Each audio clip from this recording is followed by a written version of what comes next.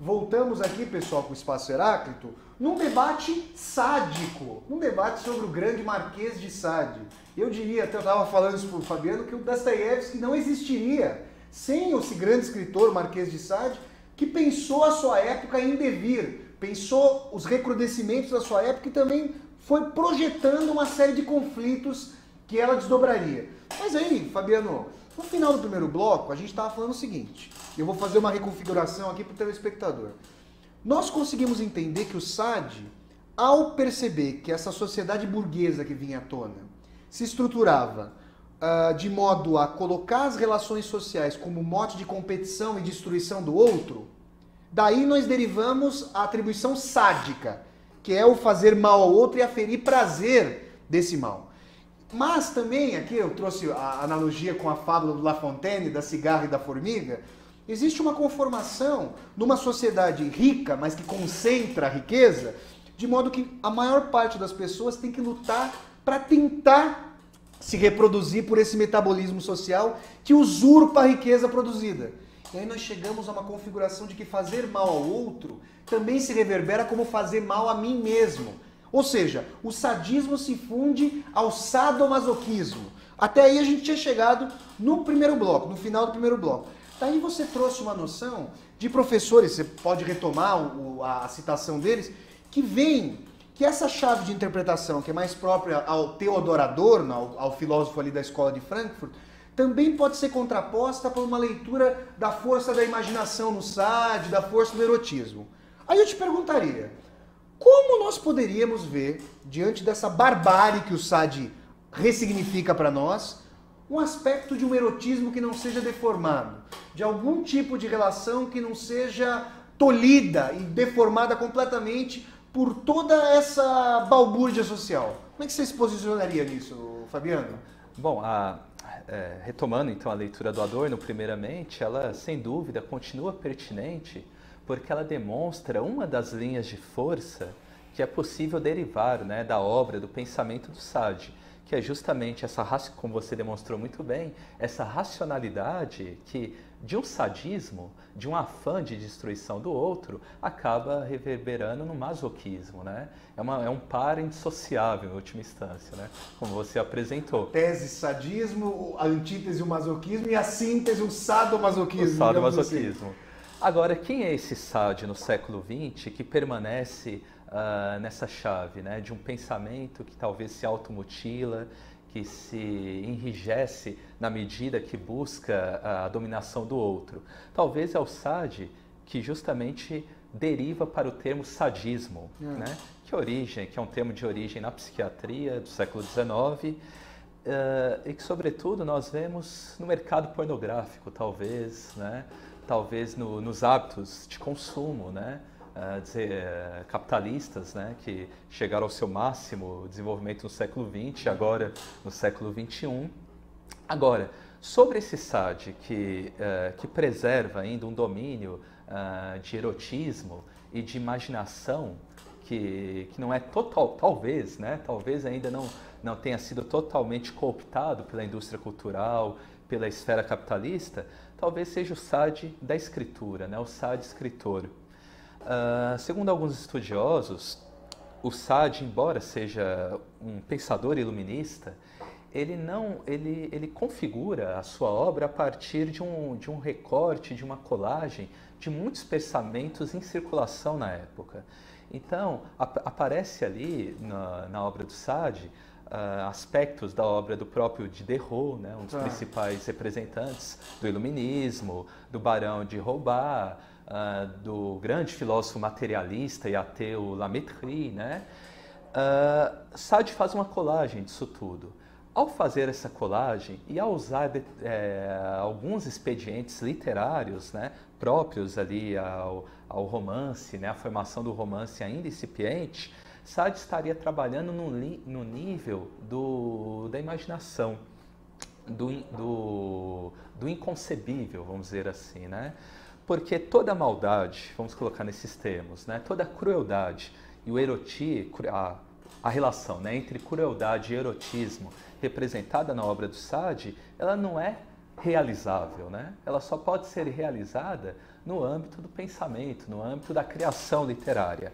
Agora, o mal que foi realizado, e o século XX, né, talvez é o século mais sádico de toda a história humana. Talvez Sade ficaria assustado, né, com o que foi realizado no século XX. E o pessoal, a gente está rindo aqui, pelo amor de Deus, é uma risada até como defesa, porque é uma barbaridade tão grande que o Sade, ao ficar surpreso, por exemplo, pelo Holocausto, talvez Exatamente. Ele não tivesse o que dizer. Olha, eu teria que repensar minhas categorias da maldade nesse sentido. Exatamente. Isso seria do âmbito do impraticável, vamos colocar nesses termos.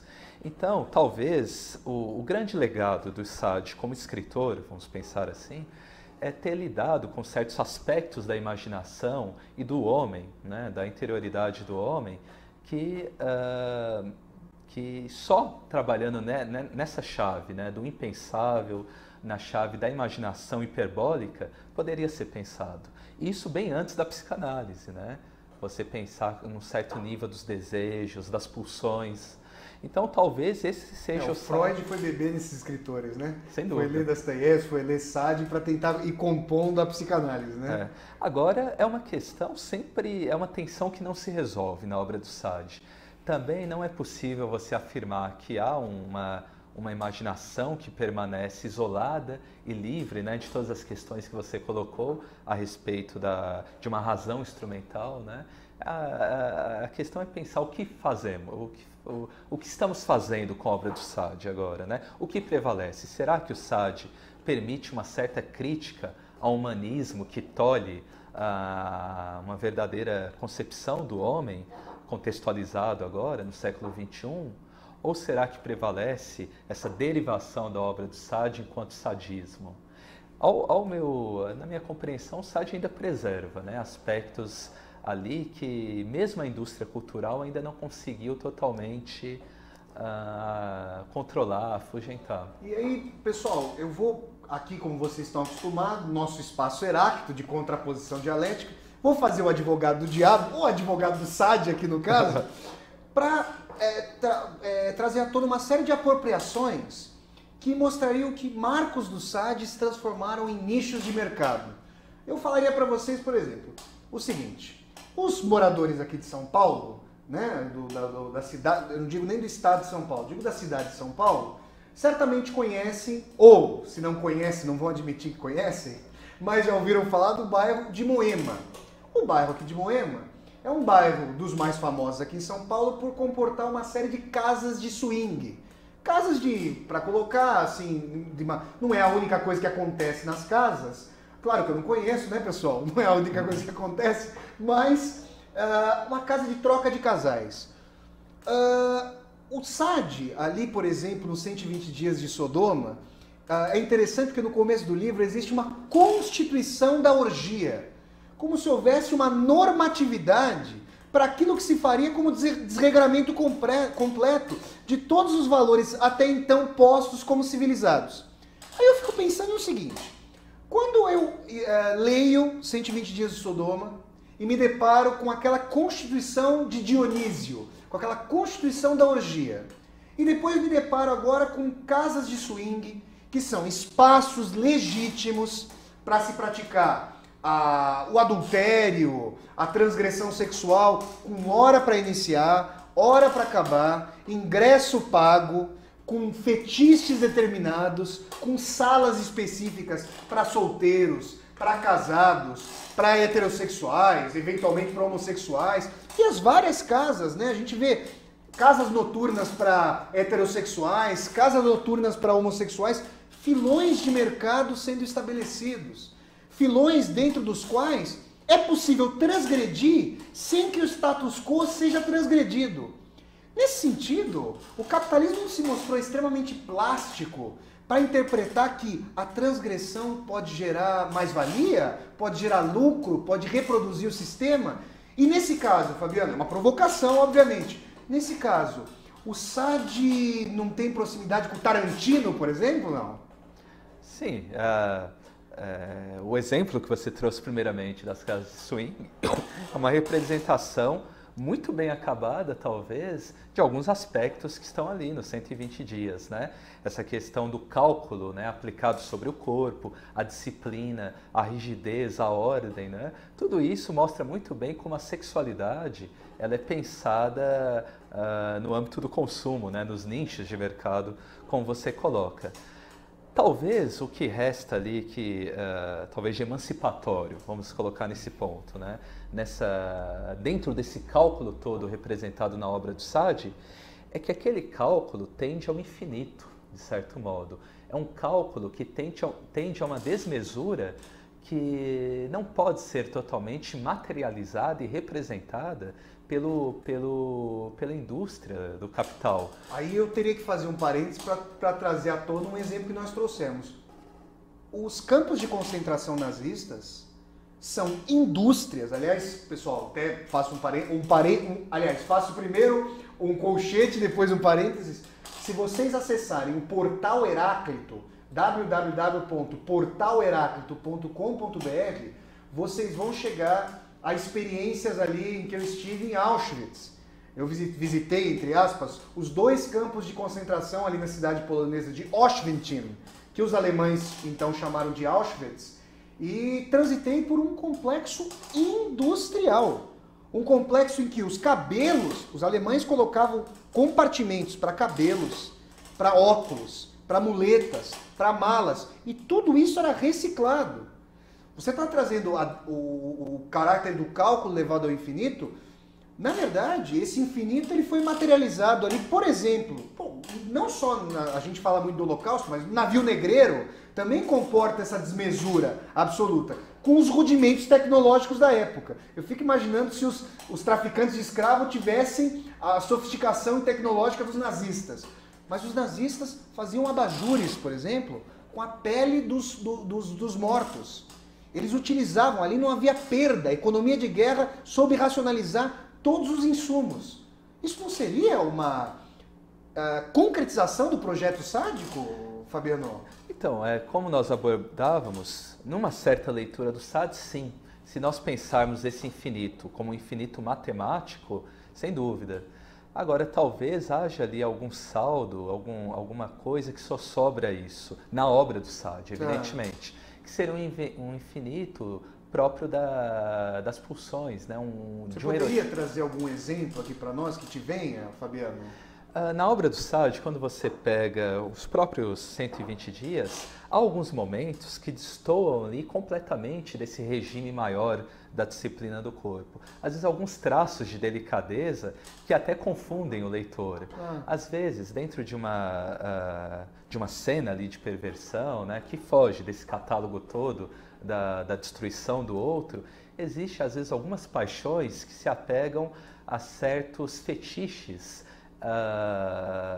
como, por exemplo, uma certa indumentária, uma certa maquiagem, que escapa um pouco desse regime.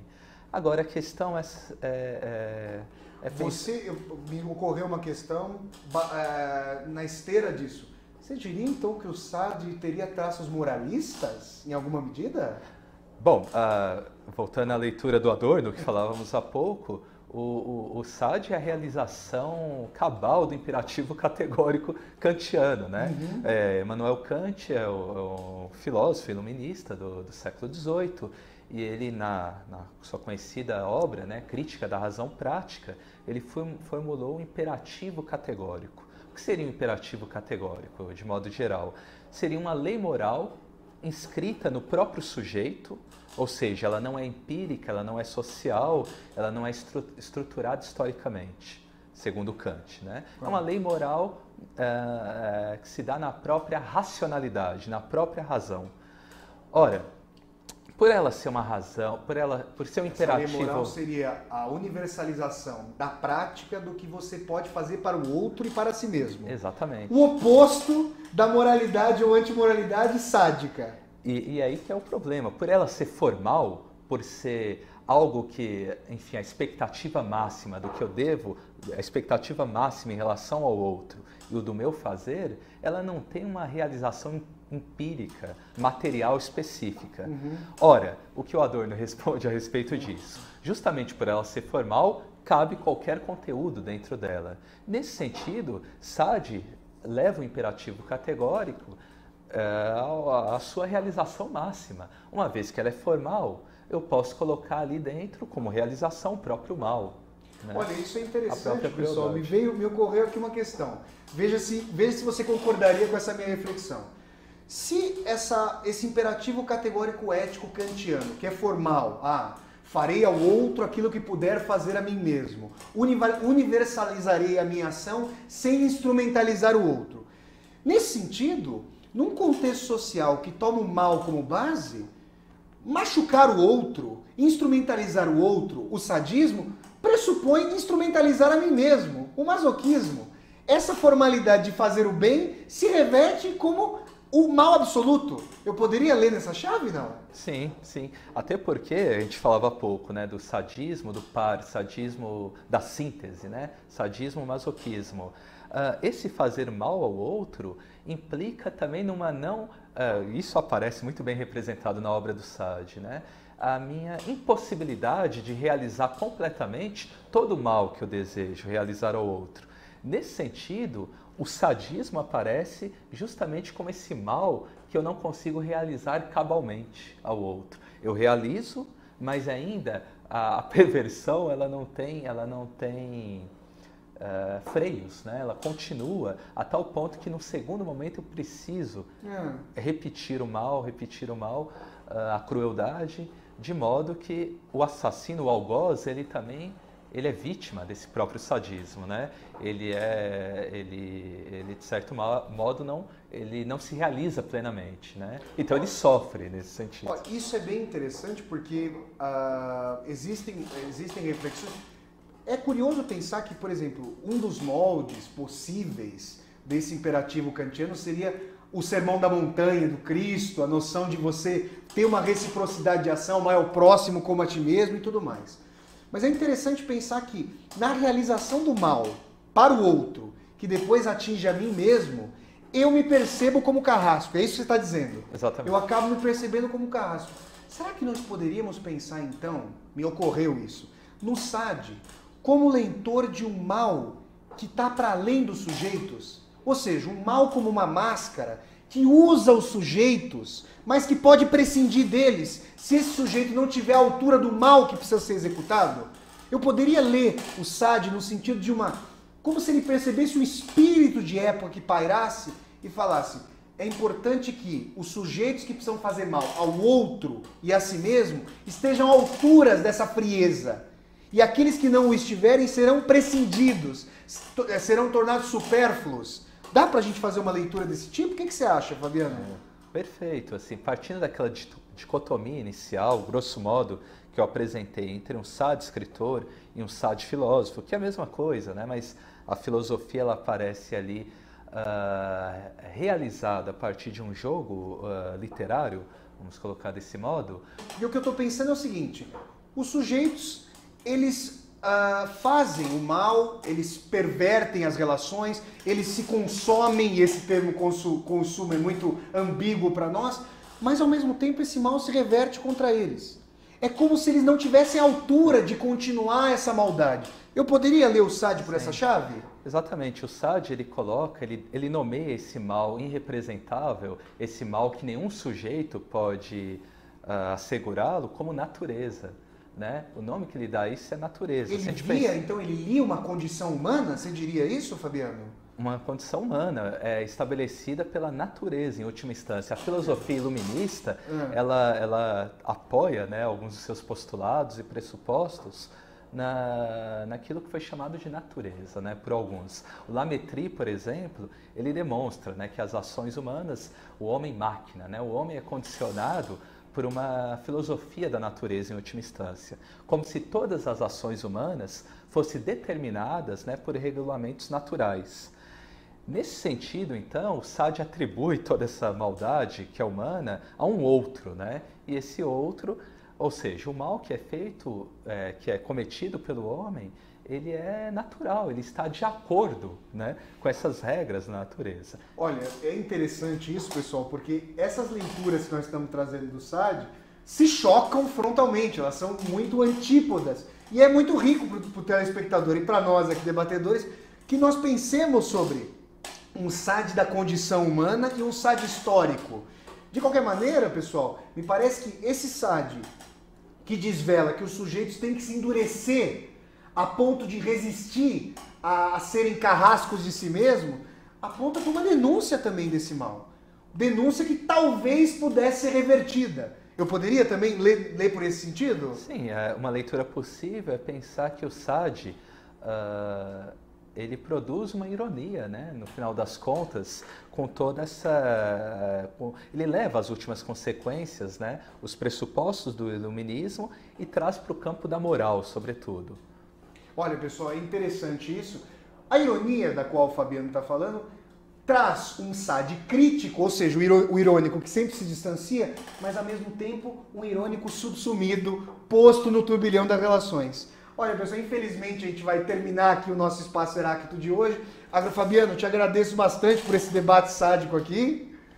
Muito obrigado. E, pessoal, ficamos então com mais um Espaço Heráclito na próxima semana. Um abraço a todos. Tchau, tchau.